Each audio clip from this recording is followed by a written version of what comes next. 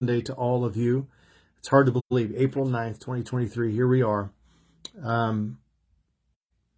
So I had somebody ask me earlier, how come December 25th is a fixed day to celebrate the birth of Jesus, but there seems to be a floating holiday when it comes to Easter?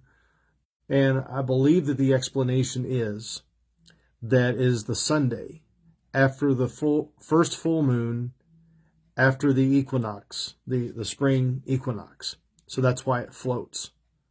Goofy, I know. But regardless, it's a day that we observe. It's a day that we celebrate.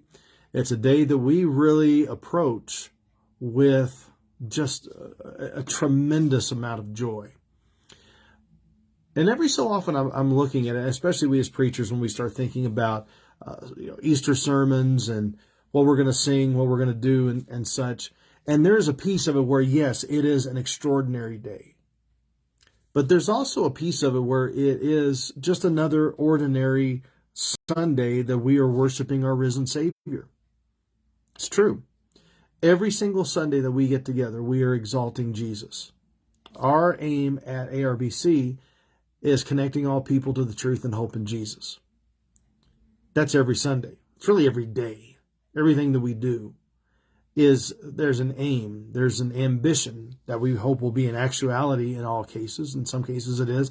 In other places it's ambitional where we're working toward it. But we want to make sure that everybody is connected to the truth and hope in Jesus. But here we are on Easter Sunday, where all the songs are geared to his resurrection. All of the prayers are geared to his resurrection. My sermon is going to be on Revelation 1:9-20, where Jesus is talking about that I was dead, but now I'm alive, and I hold the key to death and Hades.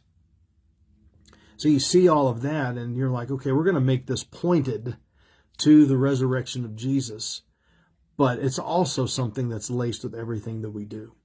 I'm glad for that. I'm really, really glad for that. So I don't know where you are. I don't know what you're doing right now. I know by the time some of you are seeing this on the East Coast, that your services may be already over with. You may have done a couple of services. I see where there's still some sunrise services that are going on. Out of Red Rocks, they have a lovely Easter service, Easter sunrise service. I've never been to it, but you look at the pictures and you hear the songs that are being sung and the messages, and how wonderful to be able to have that. It's also just this feeling of spring that's coming. The colder weather is starting to abate a bit, and now we getting some warmer weather in, and how thankful we are for that. But let me just end with this. Easter, I hope, will help us all to have a catalyst of hope and truth moving forward. I am completely and repeatedly reminded of how broken this world is, especially the stuff that's going on in middle school, high school, college. The brokenness, the loss of identity, the loss of purpose, the loss of meaning, the loss of value because of some things that we have embraced in our culture. And while the culture is trying to push Jesus and his word off to the side, I think we need to be convinced, and I know I'm convinced, that Jesus Christ is the hope of the world. His followers, we don't always get it right, but I know he does. And I know he has. And we're all works in progress.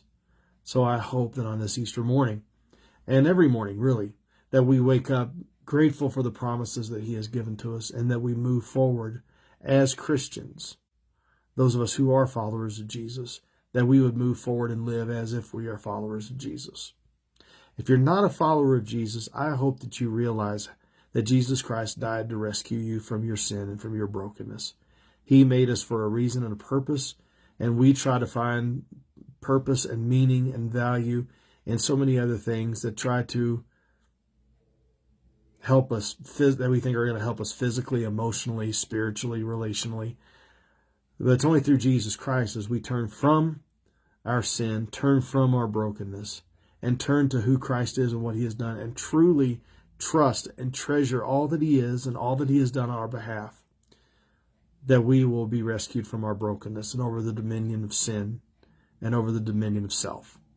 There's Easter. The empty tomb is proof positive that this can happen. Hey, thanks everybody. Have a great Easter, and I hope that you'll be able to be in an environment where you'll hear much about the risen Savior. Thanks a lot. Bye-bye.